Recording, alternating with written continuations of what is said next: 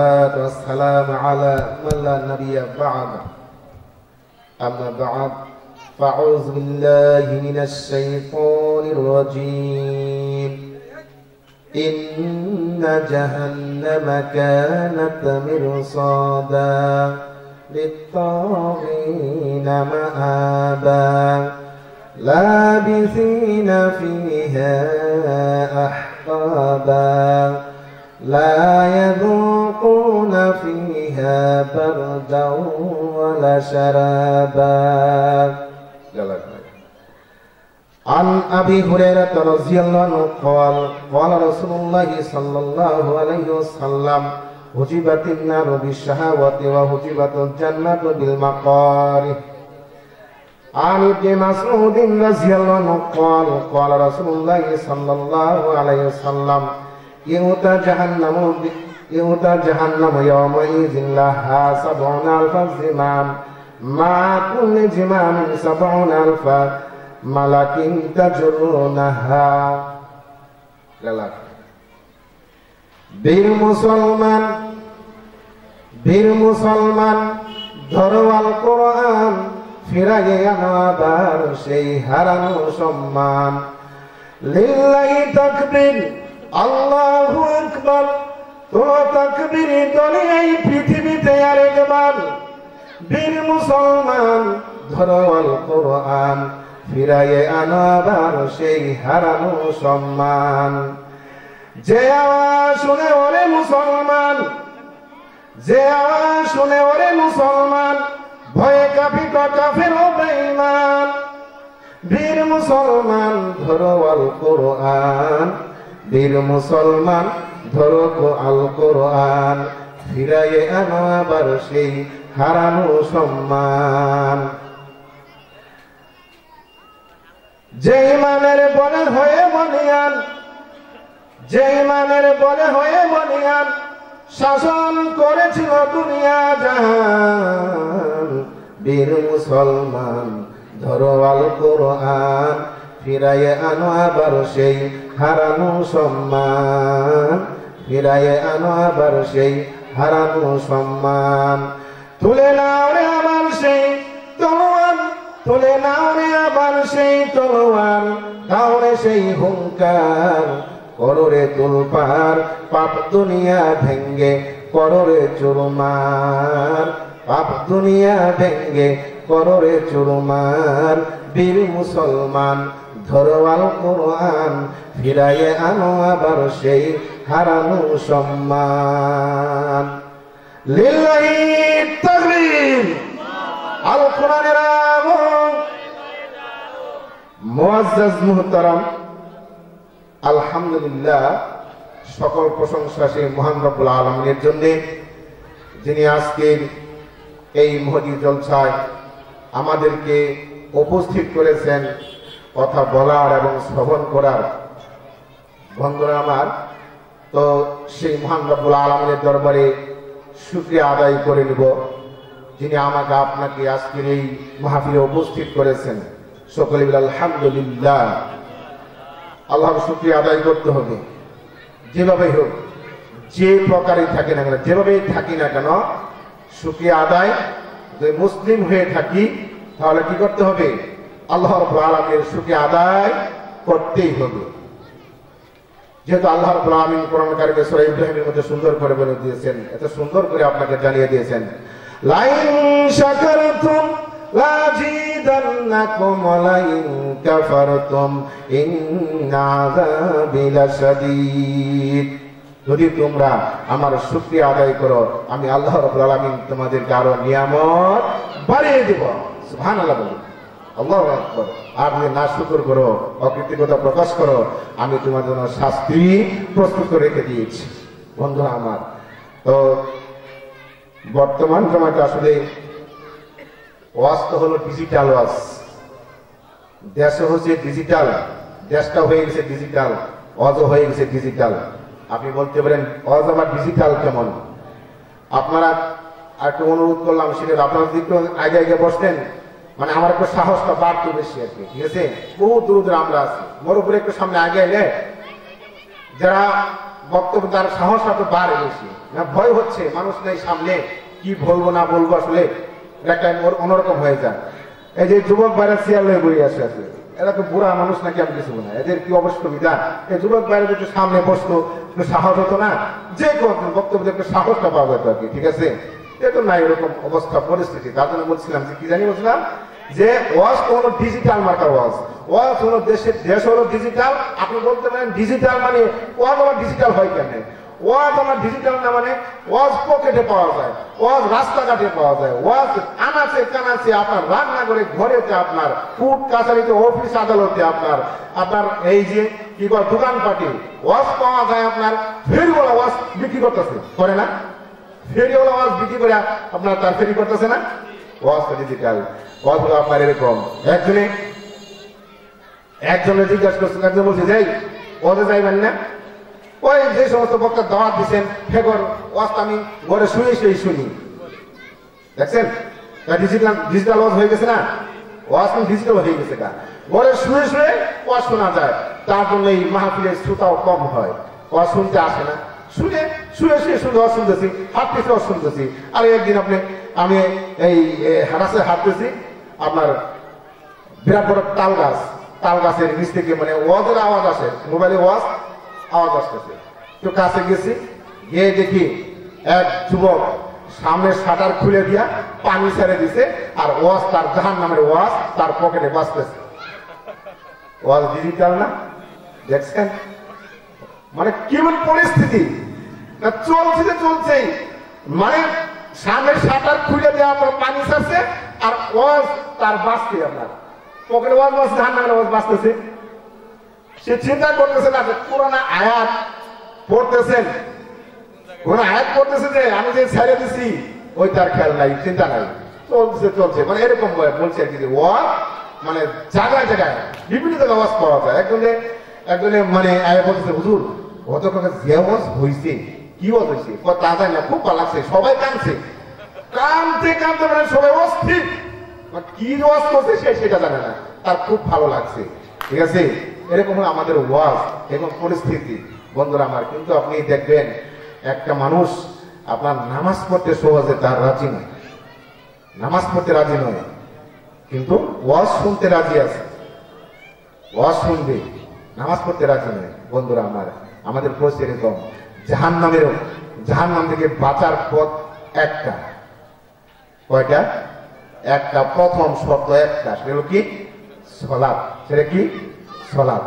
এই জাহান্নামের পথ থেকে বাঁচার পথ একটা, সালাত। যে কেউ হোক না কেন, ছোট বড়, আপনার যুবক, যে কেউ হোক না কেন, সবার জন্য কি সালাত। হ্যাঁ, মা বোনের আপনি যাই বলবেন যে আজকে তো প্রধান বক্তা ওয়াজ করছে, সালাত এমন সুন্দর ওয়াজ করছে, বাড়ি থেকে তুই নামাজ না পড়লে তুই তালাক।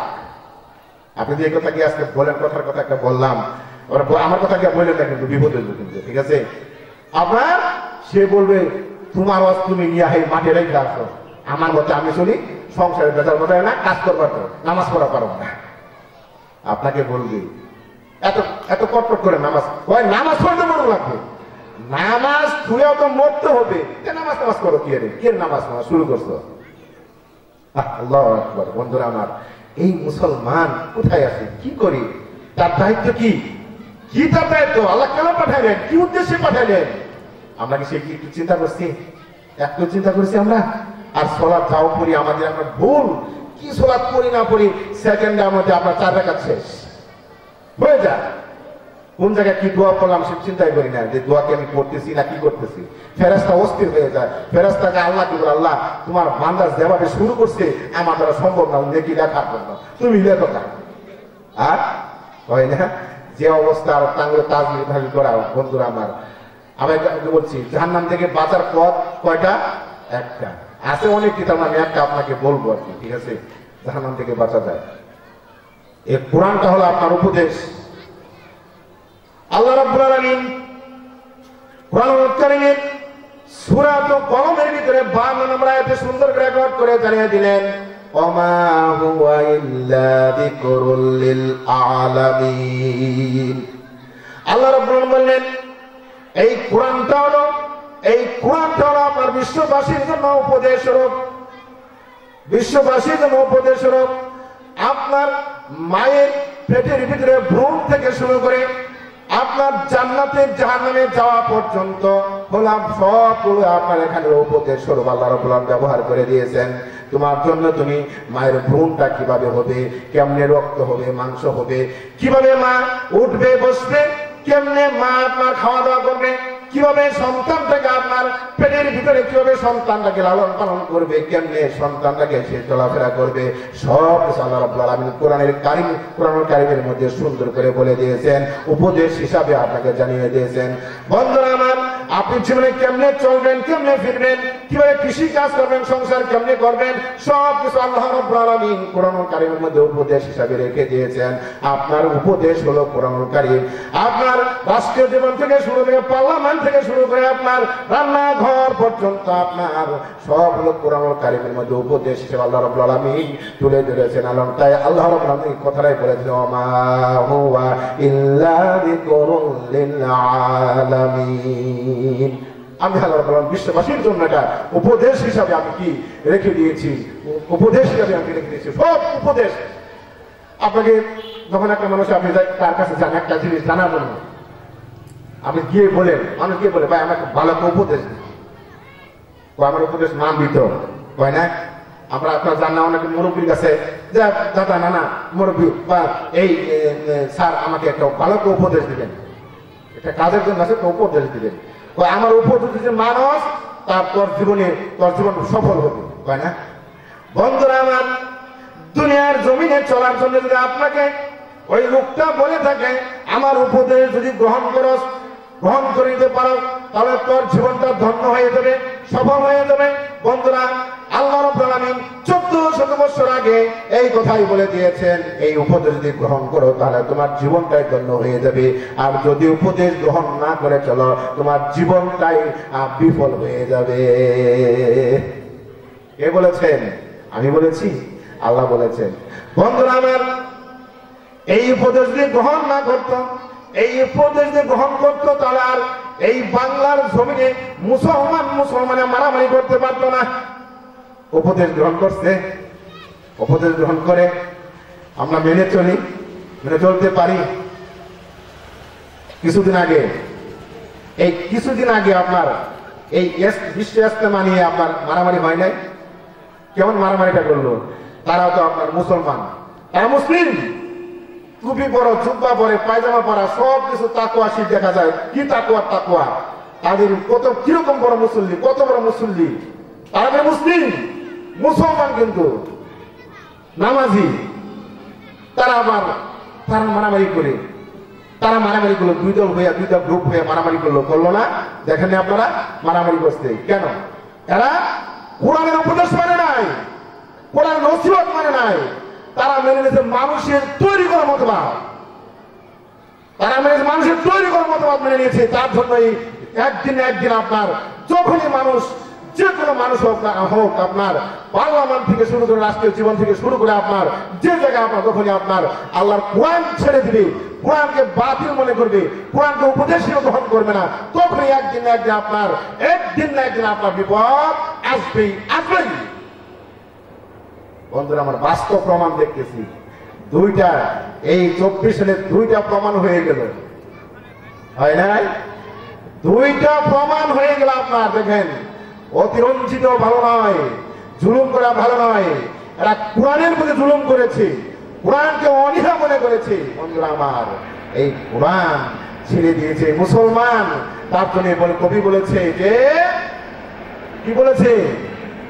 বীর মুসলমান ধরো আল কোরআন, ফিরাইয়ে আনো আবার তোমার সেই হারানো সম্মান। যে কোরআন ছিল আপনার, যে কোরআনের বলে, যে আপনার ইমানের বলে বলিহান হয়ে আপনার শাসন করেছিল তারা দুনিয়া জাহান। বন্ধুরা আমার, এই কোরআন দ্বারাই শাসন করেছে আপনার। রাস্তাঘাটে কোন, বিচারে কোন, ফয়সালা কোন, গ্রামে গঞ্জে আপনার কোর্ট কাছারিতে, অফিস আদালত, যে জায়গায় কোন না কেন আপনি সব কোরআনের আইন চলে, কোরআনের উপদেশ গ্রহণ করে, কোরআনের উপদেশ মেনে নেয়, তাহলে কি বিপদ আসবে? আসবে না। বিপদ তো দূরের কথা, আল্লাহ রাব্বুল আলামিন সেখানে কি রহমত নাযিল হবে। কথা কার? আল্লাহ রাব্বুল আলামিন বলেছেন কথাগুলো, কথা আমার নয়। বন্ধুরা আমার, এত সুন্দর কোরআন কারীম মানুষ গ্রহণ করে না, রাসূলকে উপেক্ষা করে, রাসূলের হাদিস বাদ দিয়ে এই মানুষ নিজেদের তৈরি করা জিনিস তারা কি গ্রহণ করছে, অমুকেটা অমুকেটা, রাসূলটা ভালো লাগে না, রাসূলটা ভালো লাগে না। বন্ধুরা আমার, তাহলে আল্লাহ নিজেও বলে দিয়েছেন সূরা হাসরের মধ্যে, তো সুন্দর করে বলেন, ওমা আতাকুমুর রাসূল ফাখুযুহু ওয়া মা নাহাকুম আনহু ফান্তাহু। আল্লাহ রাব্বুল আলামিন বললেন, এত সুন্দর করে জানিয়ে দিলেন, কেমন সুন্দর করে জানিয়ে আল্লাহ রাব্বুল আলামিন জানিয়ে দিলেন, তোমাদের নবী তোমাদেরকে যা দেয়, আবার বলি তোমাদের নবী তোমাদেরকে যা দেয়, আমার রাসূল তোমাদেরকে যা দেয় সেটা গ্রহণ করো। রাসূল যেটা দিলেন সেটা গ্রহণ করতে আল্লাহ নিজে বলেছেন, আর যেটা নিষেধ করেন তা থেকে বিরত থাকার জন্য আল্লাহ রাব্বুল আলামিন বলেছেন। বন্ধুরা আমার, আল্লাহ রাব্বুল আলামিন কোরআন কারীমের মধ্যে এত সুন্দর করে জিনিসগুলো জানিয়ে দিয়েছেন, মানুষ কেমনে চলবে, কেমনে ফিরবে, কেমনে খাবে, সংসার কেমনে করবে, সব কিছু আল্লাহ রাব্বুল আলামিন কোরআনে আপনার সেট করে দিয়েছেন। বলছিলাম কি মনে আছে যে জাহান্নাম থেকে বাঁচার পথ একটা। বন্ধুরা আমার, রেখে এসেছিলাম ওই জায়গায় যাই, ডিজিটাল মার্কা ওয়াজ হয়ে গেছে, ওয়াজ শুনবো কিন্তু আপনার সালাত পড়তে রাজি নাই। একজন বলছিলাম যে একজন বলতেছে যে হুজুর গতকালকে এমন ওয়াজ হয়েছে, যে ওয়াজ হয়েছে মানুষ কানতে কানতে অস্থির, কি ওয়াজ হয়েছে সে বলতে পারে না, কি ওয়াজ করলো, কি আমলটা করলো, কি আমলের কথা বললো, একটা আমলের কথা বলেন না দেখি। কিন্তু লোকটা কোনোদিন নামাজ পড়ে নাই। আমি তাকে জিজ্ঞাসা করলাম, আচ্ছা ঠিক আছে, আপনি যে আপনার যে এত ভালো লাগছে, এত মজা লাগছে ওয়াজ, আপনি কি ইয়াশারের সালাতটা জামাতের সঙ্গে পড়ছেন কিনা? ওই ওয়াজ খুব ভালো লাগতেছে তো, বলছি একটু পরে পড়তে রাত হয়েছে 12টা, আর এশার নামাজ পড়তে পারি না। কথা বুঝে না মানে আমি কি কই, এশারে সালাত পড়তে পারি নাই। বন্ধুরা আমার, তারপরে বললাম 12টা বেজে গেছে, ঠিক আছে, আপনি ফজরের সালাত জামাতে পড়েছেন কিনা? ওই শুইতে শুনে রাত 1টা বেজে গেছে, ঘুম থেকে জাগানা পাই নাই, উঠতে উঠতে সকাল 8টা বেজে গেছে, আর ফজরও পড়তে পারি নাই। কেমন ওয়াজ শুননেওয়ালা আর কেমন জাহান্নাম থেকে ভয় করনেওয়ালা লোকটা। কিন্তু লোকটা এশার সালাত পড়লো না, ফজরের সালাতও পড়লো না। এই লোকটা জাহান্নামের কথা শুনে কান্নাকাটি করলো, আর কি ওয়াজ করলো সেটাও সে বুঝতে পারে না। ওয়াজ পকেটে জুড়িয়ে দিয়ে আপনার দাঁড়ায় প্রস্রাব করে। বন্ধু, এই লোকটা তো প্রস্রাব করে না, এই লোকটা দাঁড়ায় শয়তানের মতো আপনার মুতে, শয়তানে কি করে মুতে, গরুতে সোনা। এটা কি দেখবেন আপনার এমন জিনিস পড়ছে, আপনার মতো 3 জনকে টাইনে ফেলতে পারবেন না। অন্তর কি বুঝেন তো, সে কি করছে, এমন জিনিস পরিধান করছে, এমন জিনিস পড়ছে আপনার রুকুতে গেলে আপনার পেছনের বারান্দা সব বাড়িয়ে গেছে, তাই কিনা? মুসলিম শুধু পুরুষ, এই দেশের আপনার 10 থেকে আপনার 15 বছর 20 বছর যুবতী নারীরাও যে সমস্ত পোশাক পরিধান করে আপনার আমার বাংলার জমিনের যুবক ছেলেরা অত্যন্ত ভালো কারণে এরা ঠিক থাকে। কথা ঠিক কিনা আমার বন্ধুরা? আমার ইয়াশারের সালাত পড়তে পারে নাই, ফজরের সালাতও পড়তে পারে নাই, চোখে পানি জোর করে পড়লো, জাহান্নামের কথা শুনলো আর চোখে পানি ফেলে দিল। এই লোকটাকে আমি বললাম, বন্ধু আপনার কিয়ামত পর্যন্ত যদি তুমি কান্নাকাটি করো, তোমার বয়স হয়ে গেছে 50-এর ঊর্ধ্বে, 60-এর ঊর্ধ্বে, তুমি যদি কিয়ামত পর্যন্ত কান্নাকাটি করো, আল্লাহ রাব্বুল আলামিন তোমার কান্নার কোনো 1 পয়সার দাম দিবেন না, কারণ আল্লাহর হুকুম তুমি পালন করো নাই। কথা ঠিক আছে? আপনার দেখেন কান্না কখন আপনার কাজে লাগবে। এবার আপনি আপনার কাছে আসি, আপনার কান্নাটা কেমন কাজে লাগবে? বন্ধুরা আমার, যখনই আপনি পবিত্রতা অর্জন করলেন, উত্তম ওযু করলেন, ওযু করার পরে আপনি যখন আল্লাহর সামনে দাঁড়িয়ে গেলেন, আল্লাহ রাব্বুল আলামিনের সামনে আপনি দাঁড়িয়ে গেলেন, তাকবীরে তাহরিমা বাঁধলেন। তাকবীরে তাহরিমা বুঝি আমরা, অর্থাৎ প্রথম আল্লাহু আকবার বলে আপনি বুকে হাত বাঁধলেন। এটা কি ভাই? তাকবীরে তাহরিমা, প্রথম তাকবীর। আল্লাহ রাব্বুল আলামিন কোরআন কারিমে সূরা মুদ্দাসির 3 নম্বর আয়াতে বললেন, ওয়ারাব্বাকা ফাকাব্বির, তোমার প্রভুর নামে তাকবীর দাও, তোমার প্রভুর নামে তাকবীর দাও। তাহলে এটা ফরজ, মাস্ট, অবশ্যই দিতে হবে। যদি কোনো ব্যক্তি প্রথম তাকবীর না দেয় তাহলে তার সালাত বাতিল, আল্লাহ রাব্বুল আলামিন নিজে বলেছেন প্রথম তাকবীর তোমার দিতে হবে, প্রথম তাকবীর না দাও তাহলে তোমার সালাত হবে না। বন্ধুরা আমার বলতেছিলাম, তখন আপনি একটা লোক যখন আপনার তাকবীরে তাহরিমা দিল, দেওয়ার পরে আপনার পড়তে শুরু করলো, কি পড়ি আমরা মনে আছে? তাকবীর দেওয়ার পর আমরা কি পড়ি? আল্লাহুম্মা বাইদ বাইনি ওয়া বাইনা খাতায়ায়া কামা বা'আতা বাইনাল মাশরিকি ওয়াল মাগরিব। পড়ি না আমরা? আপনি আমি কি পড়ি, আমরা কি চিন্তা করছি? দেখেন বন্ধুরা আমার, সালাতের আগে কৃষি কাজ করতে গিয়েছি, খেতে কাজ করতে গিয়েছি, মা বোনের আপনার রান্না বান্না কাজ করতে গেছেন, সাংসারিক কাজে ব্যস্ত হয়ে গেছেন গা, সালাত পড়তে একটু দেরি হয়ে গেছে গা, কৃষি কাজ করতে গিয়ে একজন হঠাৎ করে একটা কটু বাক্য কথা বলেছে, একটা পাপ করে ফেলেছি। মা বোনেরা কাজ করতে গিয়ে স্বামীর সঙ্গে দুর্ব্যবহার করে ফেলেছে। যখনই আপনি এমন একটা কাজ করলেন, পাপ করলেন, গুনাহ করলেন, করার পর আপনি যখন বললেন তাকবীরে তাহরিমা বাঁধার পরে আল্লাহ রাব্বুল আলামিনের সামনে দাঁড়িয়ে গেলেন, দাঁড়িয়ে গিয়ে আপনি পড়তে আরম্ভ করলেন, আল্লাহুম্মা বাইদ বাইনি ওয়া বাইনা খাতায়ায়া কামা বা'আতা বাইনাল মাশরিকি ওয়াল মাগরিব। আর রাব্বুল আলামিন তুমি আমার গুনাহ সমূহকে এত দূরত্ব করে দাও, এত দূরে নিক্ষেপ করে দাও, যত দূরত্ব হলো মাশরিক আর মাগরিব, মাশরিক আল মাগরিব। আল্লাহ রাব্বুল আলামিন কোরআনুল কারীমের সূরা আর-রাহমানের মধ্যে বলেন, রব্বুল মাশরিকাইন ওয়া রব্বুল মাগরিবাইন। দুই অস্তাচল কত দূরে আপনার, এটা কি কেউ বলতে পারে? সূর্য কোথা থেকে উঠে আর কোথায় অস্ত যায়, কেউ বলতে পারবে? পারে? অসম্ভব। কেউ দেখছে গিয়া? ওই মনে হয় ওই পাশে গেলেই দেখা যায় সূর্য এখান থেকে উঠে, দুদিন বোঝা যায়।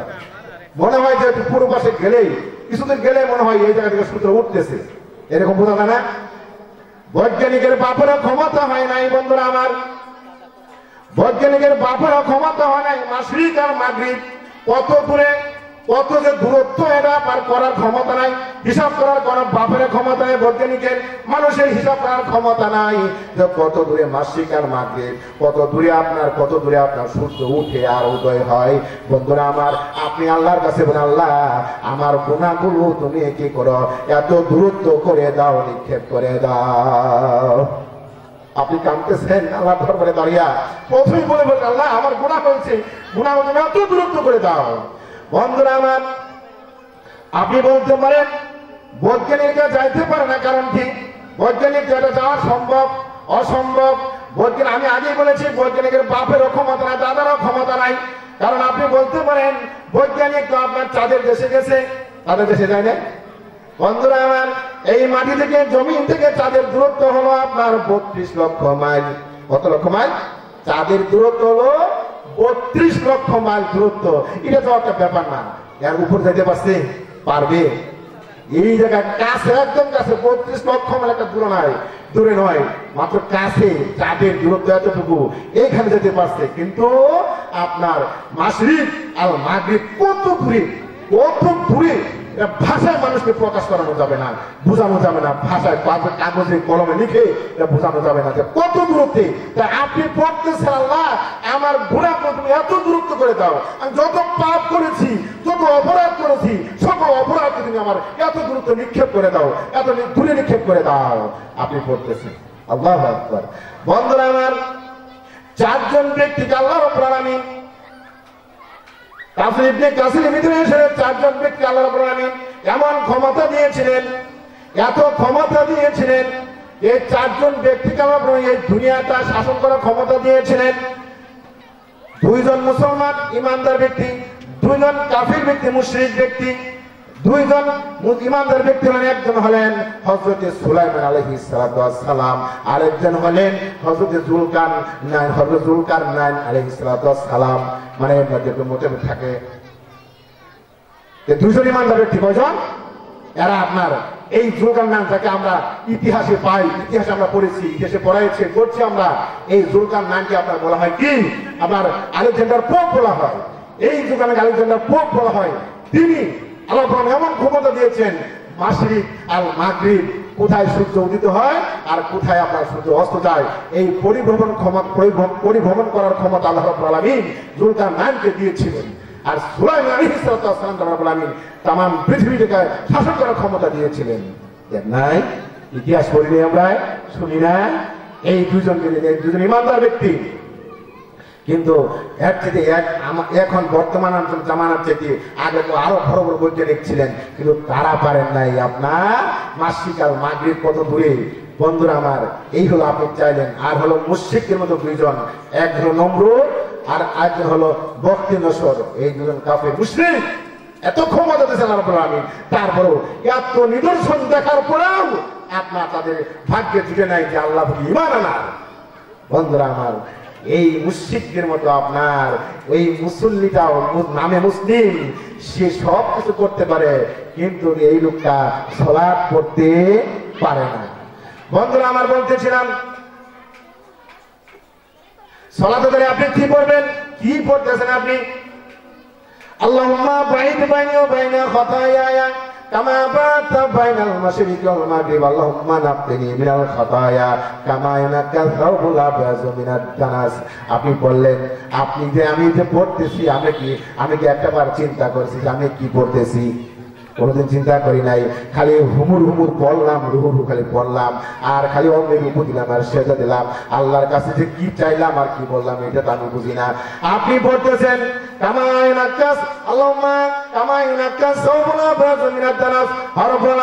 আমার গুনাহসমূহকে পরিষ্কার পরিচ্ছন্ন করে দাও, যেমন সাদা কাপড় থেকে ময়লা দূর করা হয়।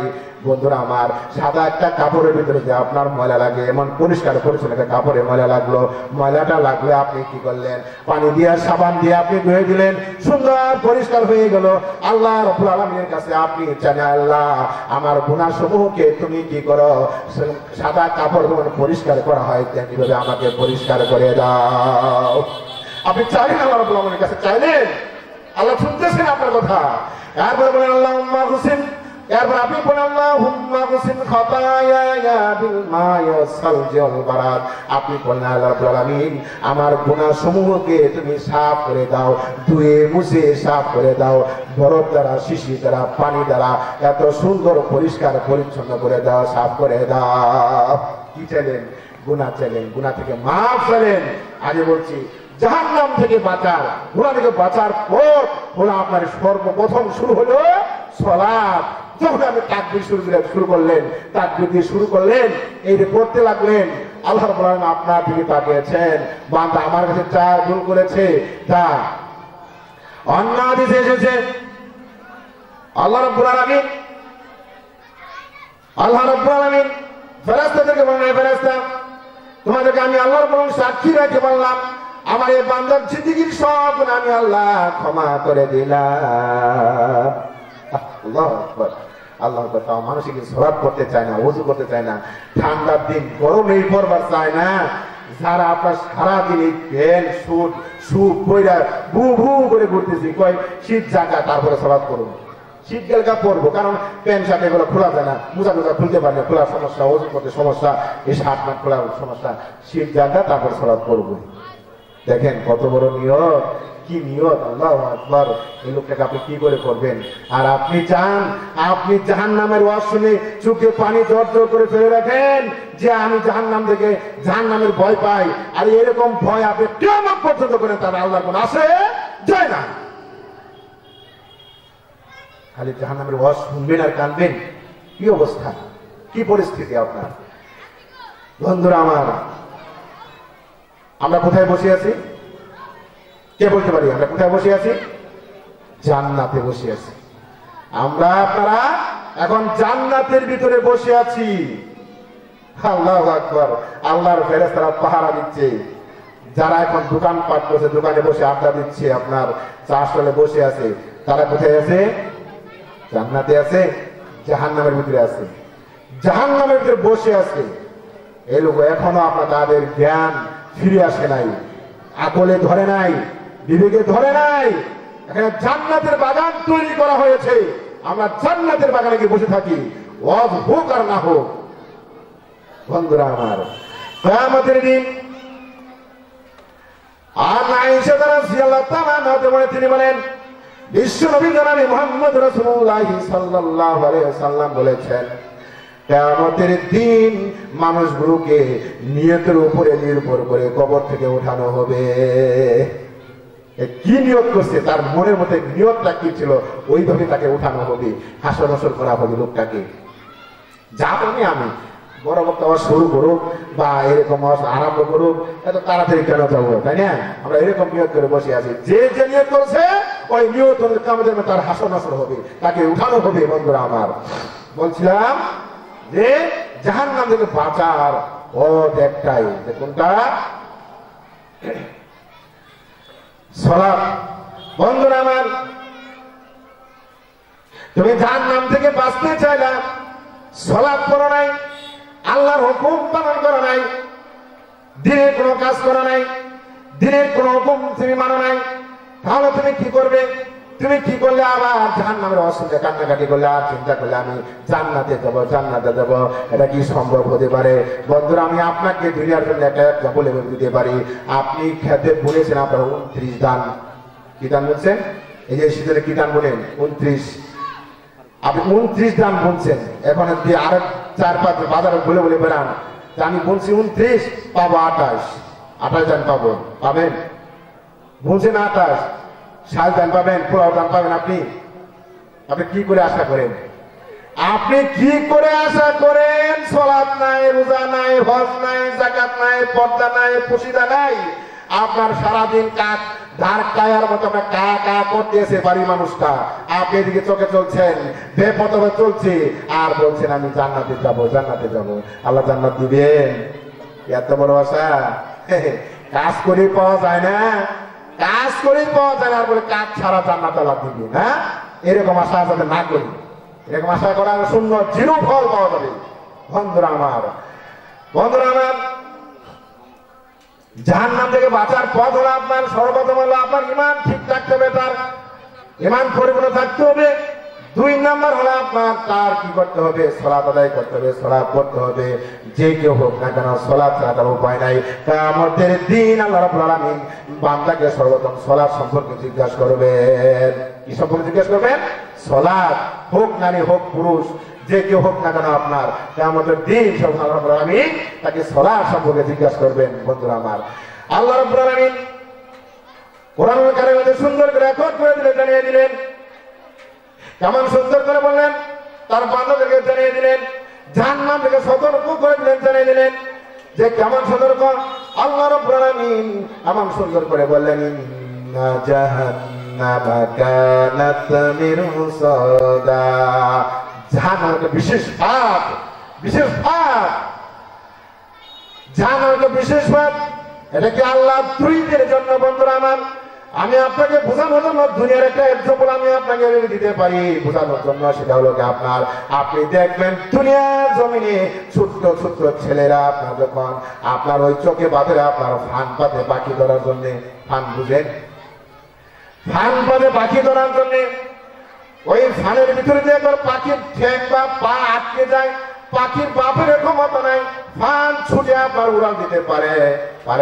পারে না। বন্ধুরা আমার, জাহান্নাম একটা বিশেষ ফাঁদ আল্লাহ দ্রোহীদের জন্য। আল্লাহ দ্রোহী আর রাষ্ট্রদ্রোহী মামলাটা কেমন আপনি বুঝতে পারেন? রাষ্ট্রের সঙ্গে মামলা, আপনার এই সরকারের সঙ্গে মামলা হয়েছে, কেমন মামলাটা? কঠিন মামলা না?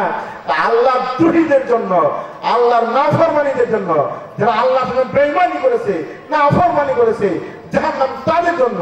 নাফরমানি কে করে? যে সালাত পড়ে না, আল্লাহর হুকুম মানে না, আল্লাহর বিধানের মতো চলে না, এই কোন উপদেশ মেনে চলে না, এরাই হলো আল্লাহ দ্রোহী, আল্লাহ রাষ্ট্রদ্রোহী, আল্লাহ দ্রোহী, এরা আল্লাহর অপরাধী ব্যক্তি, এরা এরকম পালন করে না। বন্ধুরা আমার,